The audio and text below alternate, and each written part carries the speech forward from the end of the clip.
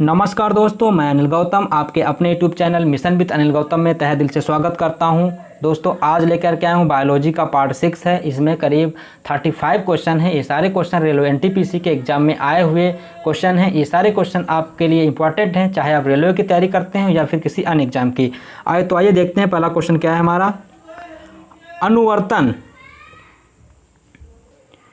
अनुवर्तन अधिकांशता दर्शाता है। आप लोग इसका आंसर सोच करके रखिए। ऑप्शन बी, किसी पौधे का दिशात्मक विकास। किसी पौधे का दिशात्मक विकास। अनुवर्तन यानी कि ट्रोपिज्म अधिकांशता किसी पौधे के दिशात्मक विकास को दर्शाता है। अगला क्वेश्चन, ओनिरोलॉजी किसका अध्ययन है। जो ओनिरोलॉजी होती है किसका अध्ययन है। ऑप्शन बी, सपने।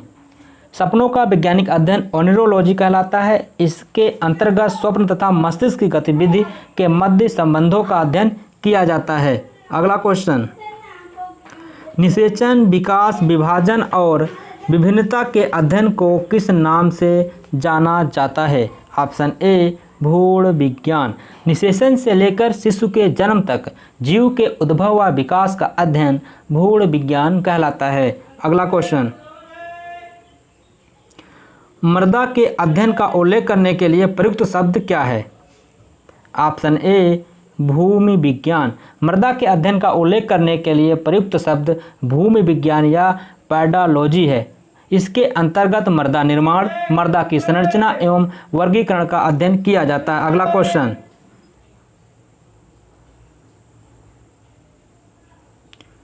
गीले कचरे को खाद में परिवर्तित करने की प्रक्रिया को कहा जाता है।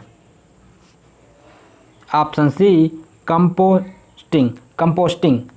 गीले कचरे, खरपतवार, कूड़ा, पत्तियां, गोबर, जल आदि का मिश्रण को खाद में परिवर्तित करने की प्रक्रिया को कंपोस्टिंग कहा जाता है तथा इसके उत्पन्न खाद को कंपोस्ट कहा जाता है। इसके प्रयोग से मृदा की उर्वरा शक्ति बढ़ती है तथा खेतों में उपयोगी जीवाणुओं व कवकों के उत्पादन में सहायक होता है। इसका उपयोग पर्यावरण के अनुकूल होता है। अगला क्वेश्चन, कवक विज्ञान क्या है। कवक विज्ञान क्या है। ऑप्शन बी, कुकुरमुत्ता का अध्ययन। कुकुरमुत्ता जो होते हैं एक प्रकार के कवक होते हैं, इसीलिए कवक विज्ञान का अध्ययन जो है वो कवक विज्ञान का क्या होता है, कुकुरमुत्ता का अध्ययन किया जाता है कवक विज्ञान में। और बैक्टीरिया का अध्ययन है जो जीवाणु विज्ञान में किया जाता है। जो वायरस होते हैं उनका अध्ययन विषाणु विज्ञान में किया जाता है। जो परजीवी होते हैं, परजीवियों का अध्ययन परजीवी विज्ञान में किया जाता है। अगला क्वेश्चन, किसने लाइक क्यूर्स होम्योपैथिक सिद्धांत प्रस्तुत किया। Option B, Samuel Hahnemann. Like cures like homeopathic सिद्धांत के अनुसार किसी बीमारी का कारक ही उसके निदान का स्रोत होता है। यह सिद्धांत सैमुअल हाइमैन द्वारा प्रस्तुत किया गया था। इन्होंने होम्योपैथी चिकित्सा पद्धति की स्थापना की थी। अगला क्वेश्चन,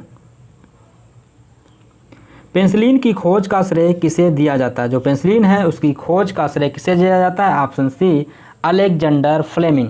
पेंसिलिन एक एंटीबायोटिक दवा है जिसे सर्वप्रथम अलेक्जेंडर फ्लेमिंग ने पेंसिलिन नामक कवक द्वारा पृथक किया था।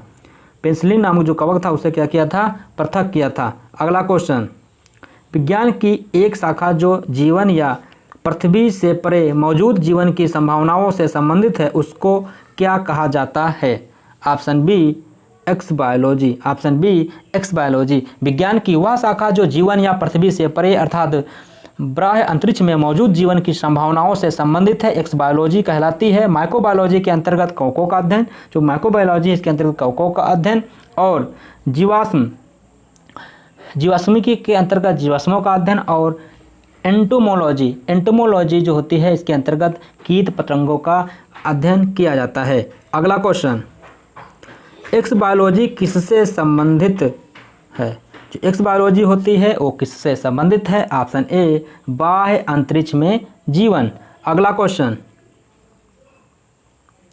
भोजन नली की दीवारों के संकुचन और प्रसरण को डैश गति कहा जाता है।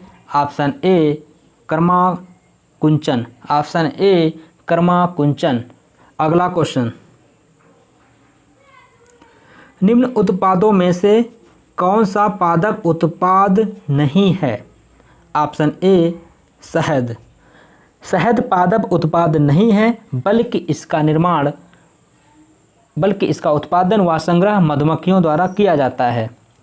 टीक या सागौन, जो टीक या सागौन का वनस्पतिक नाम टेक्टोना ग्रैंडिस है, यह प्राय वर्ष भर हरा भरा रहने वाला काष्ठी वृक्ष है जो लगभग 80 से 100 फुट लंबा होता है।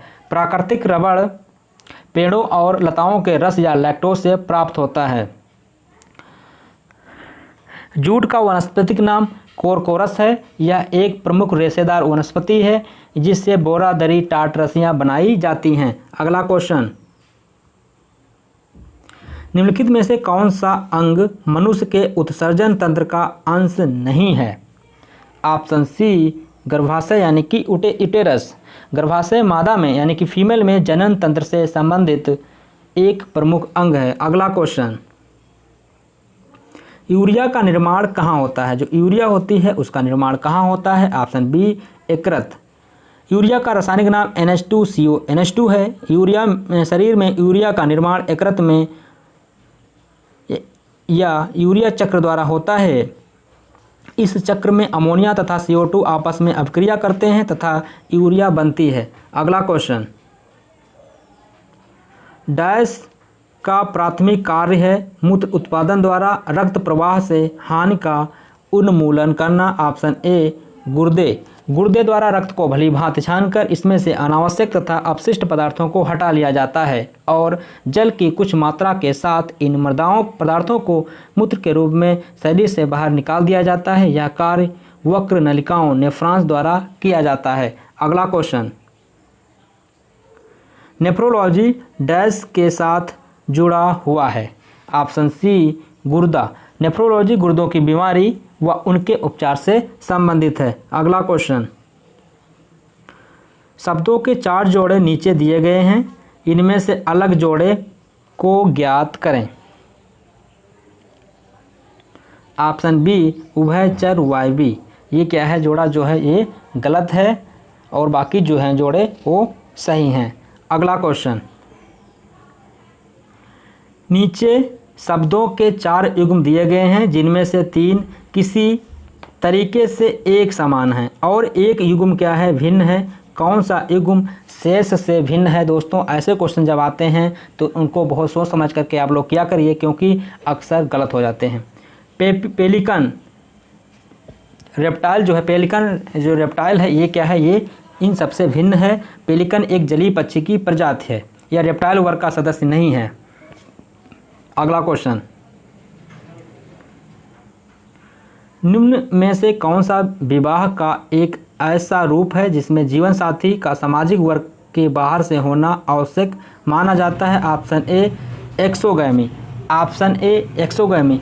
एक्सोगैमी विवाह का एक ऐसा रूप है जिसमें जीवन साथी का सामाजिक वर्ग के बाहर से होना आवश्यक माना जाता है। इस प्रथा के अनुसार शादी के जोड़े पति व पत्नी का समान समुदाय, कबीले या जनजाति का होना निषेध होता है।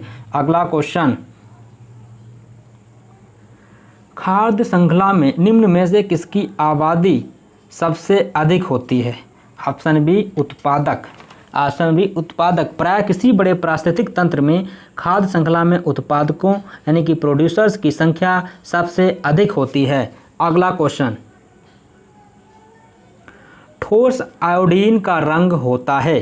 जो ठोस आयोडीन होती है उसका रंग बैंगनी भूरे से थोड़ा काला। अगला क्वेश्चन, निम्नलिखित में से चिकित्सा विज्ञान की कौन सी प्रशाखा यकृत के उपचार और अध्ययन से संबंधित है? Option B hepatology. Option B hepatology चिकित्सा विज्ञान की एक शाखा है जो यकृत के उपचार और अध्ययन से संबंधित है। हेपेटाइटिस यकृत की एक बीमारी है। टीकाकरण द्वारा इस बीमारी पर रोकथाम लगाई जा सकती है। अगला, मिट्टी में बैक्टीरिया संवर्धन की नई विधि का प्रयोग करके खोजी गई नवीनतम एंटीबायोटिक कौन सी है जिससे दवाओं के प्रति बढ़ते प्रतिरोध से लड़ने में मदद करने की उम्मीद है? Option A teixobactin. अगला question, survival of the fittest की अवधारणा की रचना किसने की थी? Option A Charles Darwin. Option A Charles Darwin. Charles Darwin ने जीव जातियों की उत्पत्ति से संबंधित परिकल्पना की विस्तृत व्याख्या अपनी पुस्तक प्राकृतिक चुनाव द्वारा जातियों की उत्पत्ति में की, जिसका प्रकाशन 1859 ईस्वी में हुआ। इन्होंने सर्वाइवल ऑफ द फिटेस्ट की अवधारणा की रचना की थी। अगला क्वेश्चन, ओटीसी दवा क्रोसिन एक दवा है। ऑप्शन सी दर्दनाशक एवं ज्वरनाशक। अगला क्वेश्चन, भारत की मवेशी रोग निगरानी एवं पूर्वानुमान प्रणाली का नाम क्या है? Option C biosafety laboratory. अगला क्वेश्चन, निम्नलिखित में से किसका अर्थ टायरंट लिजार्ड किंग है? Option B tyrannosaurus rex. अगला क्वेश्चन, बारिश के तुरंत बाद उत्पन्न हुई मिट्टी की सौंधी खुशबू को क्या कहते हैं? Option A petrichor. अगला क्वेश्चन, जीवों के वर्गीकरण से संबंधित जीव विज्ञान की शाखाओं को क्या कहते हैं? ऑप्शन ए वर्गीकरण विज्ञान। जीवों के वर्गीकरण से संबंधित जीव विज्ञान की शाखा को वर्गीकरण विज्ञान या टैक्सोनॉमी कहा जाता है। अगला क्वेश्चन, यूमामी क्या है? ऑप्शन बी स्वाद का एक प्रकार। खट्टा, मीठा, तीखा, कड़वा, नमकीन और यूमामी 5 प्रकार के मूल स्वाद होते हैं जिनके प्रति जीव संवेदनशील होती है। यूमामी एक जापानी शब्द है। अगला क्वेश्चन, डैश परपोषित पोषण की एक पद्धति नहीं है? ऑप्शन सी स्वचालित। अगला क्वेश्चन,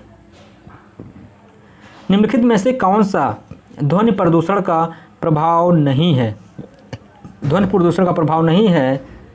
ऑप्शन डी ओजोन क्षय। ऑप्शन डी ओजोन क्षय। अगला क्वेश्चन, निम्नलिखित में से कौन सा ध्वनि प्रदूषण का एक प्रभाव नहीं है? ऑप्शन डी त्वचा रोग। अगला क्वेश्चन, निम्नलिखित में से कौन वायु प्रदूषण का कारक नहीं है? वायु प्रदूषण का कारक नहीं है। ऑप्शन बी अम्लीय वर्षा। ऑप्शन बी अम्लीय वर्षा। अगला क्वेश्चन और आज का अंतिम क्वेश्चन, सुस्ती एस्टिवेशन क्या है? ऑप्शन ए पशु निद्रा। सुस्ती या एस्टिवेशन को पशुओं की ग्रीष्म निद्रा कहा जाता है। वातावरण का अत्यधिक तापमान होने पर ये जंतु ठंडे तथा छायादार स्थान पर चले जाते हैं और वातावरण के सामान्य होने तक निष्क्रिय अवस्था में पड़े रहते हैं। दोस्तों, मिलते हैं अगले वीडियो में।